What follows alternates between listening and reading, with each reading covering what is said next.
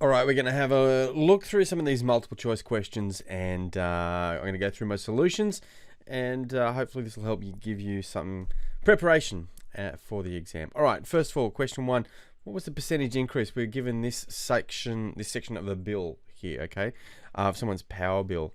Question says, what was the percentage increase in electricity use? So in other words, from one time period to another, it's increased. And here are the thank you, the figures. So this time last year, it was 20.44 kilowatt hours. This year, it's 21.55. So there's been an increase. It's gone up. We're going to work out what the percentage increase is. Now, we start with 20.44. That's what it was previously. Some percentage gets applied to that. We don't know what it is, so we'll call it P. And when we do that, we get our final amount. So some starting amount with some percentage applied gets to our final amount. Now, this is a little algebra thing here. I can now solve for P. So I'm going to divide both sides by 20.44 so they can cancel out. And that leaves me with this for my P. Put it in the calculator and I get a value of 1.0543. Now, what does that mean?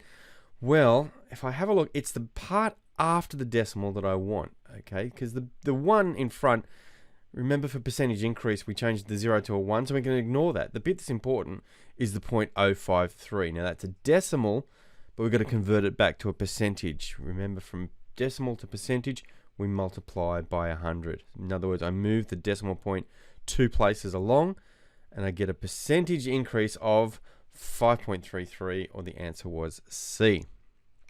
Question 2, the same bill, so the same section of the bill, but this time we want to know what would it cost for running our devices or our household for 14 days, because a fortnight is 14 days. Well, having a look up here, I can see that the average cost per day is $5.39. So if that's per day, and I want to know 14 days worth, I just multiply those together. $5.39 per day times 14 days gives me $75.46, which happens to be answer B.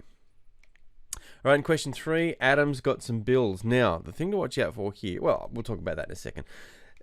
The question says, what is the amount he should budget for the year? In other words, what's it going to cost him to live for the year based on these expenses?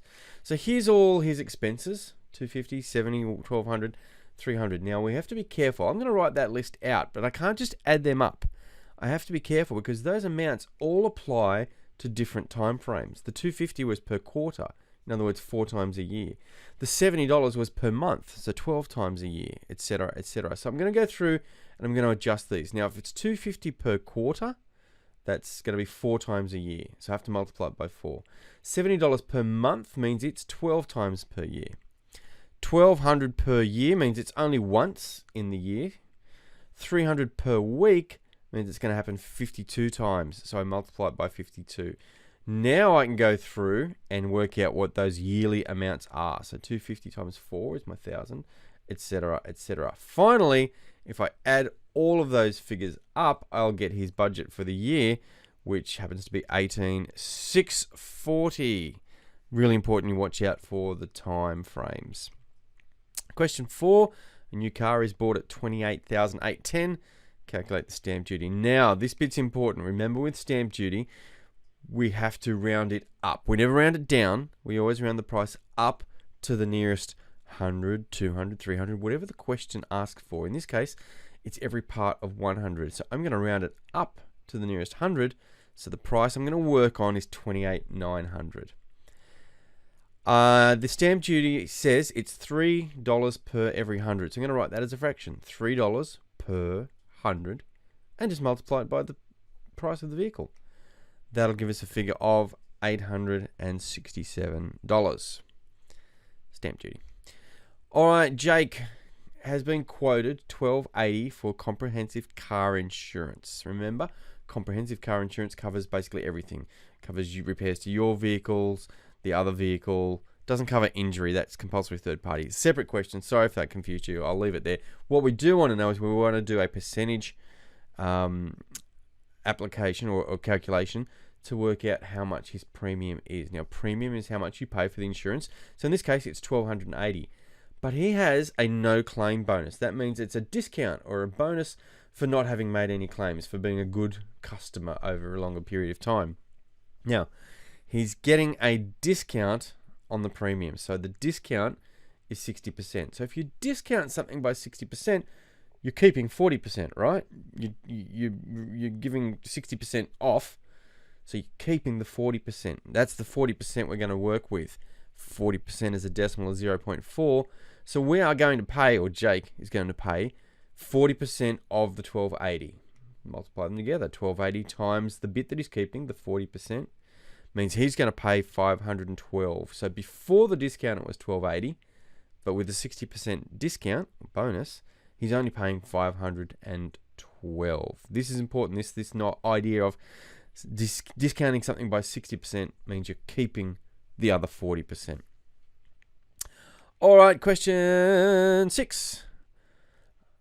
All right, hose fills a 10-litre bucket in 20 seconds. What's the rate of flow in litres per hour? It's a rates question, so we're going to do our little sort of fractions here. So 10 litres per 20 seconds. But our answer is going to be in litres per hour, because that's what they're asking for here. So I'm having a look here. There's going to have to be a conversion. Now, I'm not going to have to convert the top because it's litres to litres. So I can just keep that there, 10 litres. Well, I don't need to convert that. It'll still be 10 litres. But the bottom, I'm going to have to convert the 20 seconds into hours. So I'm going to do up my little conversion table for hours, minutes, and seconds. Now remember, we go largest units down to smallest, so hours, minutes, seconds. We join them with arrows, always going clockwise, and our multiplications are on the top. Okay, so from hours to minutes, it's times 60 because there are 60 minutes in an hour. Minutes to seconds is times 60. The bottom numbers are the same, they're just divided by that. It's a previous lesson, hopefully you can remember that, because I'm going to use that now to convert 20 seconds into hours. I'm going to start at here, at the seconds. There's 20 of them. To get to hours, I have to go divide 60 and divide 60 again. When I do that in my calculator, 20 divided by 60 divided by 60, I get this little tiny decimal here. So I'm going to put that into the bottom part of my fraction. I've converted it. 20 seconds is that many hours. One step away from finishing. Now just bang that in your calculator and you'll get a value of 1800. There are 1800 litres per hour. Okay, hopefully you followed those steps where we converted the bottom bit only, because the top bit didn't change. Now, I'm going to show you another option for solving this one. You could do it with easy numbers like this. My method here you'd use if it was like really weird decimal numbers, but these are nice, easy numbers. So let's think about it. Every 20 seconds, there's 10 litres going into the bucket. So that means in a minute, there'll be 3 lots of that, because a minute is 3 lots of 20 seconds, isn't it? 60 seconds. So 3 lots of 10 litres means that every minute there's 30 litres. Well, in an hour, there's 60 of these, 60 minutes. So I could just go 30 times 60 to get to my 1800. You choose which works for you. I like to do it this way because it'll work with ugly numbers. This just happens to be nice, easy numbers. I'll leave it with you. Good old Eden's got a maximum heart rate, MHR, of 175. Which of the following heart rates... Oh, Eden's a she. Sorry about that to all the Edens out there. Her target rate. Now, this means that she's got to have a target which is targeting between 65% and 85% of her maximum. So we're going to have 2 values. We're going to have... first of all, let's convert these to decimals, always, because we do that. We don't work with the percentages, we work with the decimal. Divide them by 100 to get the decimal. So what that means is her heart rate is going to sit somewhere between these 2 extremes. It's going to be more than 65% of the maximum, and it's going to be less than 85% of the maximum. So I'm going to work out what these numbers are. Simply do that in your calculator, right? So 65% of her maximum is this value. 85% is this value. There's only one of our answers that sits between those 2 numbers, and it happens to be this one, D. Okay, everything else, 150 is above, 75 is below, and 100 is also below.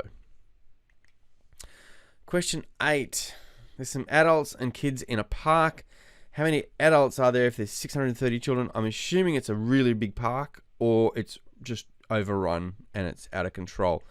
If there's 630 kids and this is the ratio, adults is 5, children is 9. Because remember, it's important what order the sentence is given to you. Adults to children. So adults to children is 5 to 9. The adults comes first, the children comes second. That means for every 5 adults, there are 9 kids. Now, we know there are 630 kids. That means 9 parts of our ratio is 630. So if I do 630 divided by 9, I can get an amount for 1 part. Okay, 9 parts gives me that. So 1 part must be 630 divided by 9, 70. Now, if there's 70 per part, and the adults make up 5 parts, 5 lots of the 70 means there are 350 adults to 630 kids. That's like 980 people in a park. Question 9. 360 gram lolly bag is divided into the ratio 7 to 5. This idea of parts comes up again because there are 12 parts in total. 7 parts on the left, 5 parts on the right. Add them together, and there are 12 parts in total. This is important because I'm going to take my amount, the 360 grams, and divide it by 12 to work out how much 1 part is. Okay, there are 12 parts in total, so divide it by 12. There are 30 grams in every part. Now, on the we want to know the mass of the smaller amount. So we're looking at the right-hand side. The 5, because that's the smaller of the two, smaller than the 7, represents 5 parts. Well, if we've just worked out that 1 part is 30 grams, 5 parts must be 150 grams. Last one, question 10. The scale on a map is 1 millimeter to 150 meters. So that means 1 millimeter on the map is 150 meters in real life. So in real life, if they were actually 600 meters apart, how much would they be apart on the map? That's what's been asking. So I like to think a bit like this. My ratio that I'm given here, 1 to 50, is map to real. Okay, so map, and I can write it as a fraction, map over real. In this case, equals 1 millimeter over 150 meters. Map to real. Map over real. Map over real equals map over real. Except I don't know what is on the map. So I'm going to put an X. That's what I'm going to work out. So if in real it's 600 meters, what's it going to be on the map? Can you see this? This is constant map over real equals map over real equals map over real. So if real is 600, what will the map distance be? Hey, guess what? 2 fractions with an equal sign between them means I'm going to cross multiply. You guessed it. And when I do that, 150 times x is 150x. 600 times 1 is 600. Algebra, because I just got to divide both sides now by 150 to get the x on its own. Okay, because this is times 150. Divide is the opposite. X works out to be 4. So the map distance, because this bit here, remember, on the top we had millimeters, is going to be 4 millimeters. That was 10 multiple choice questions to prep for you for your test.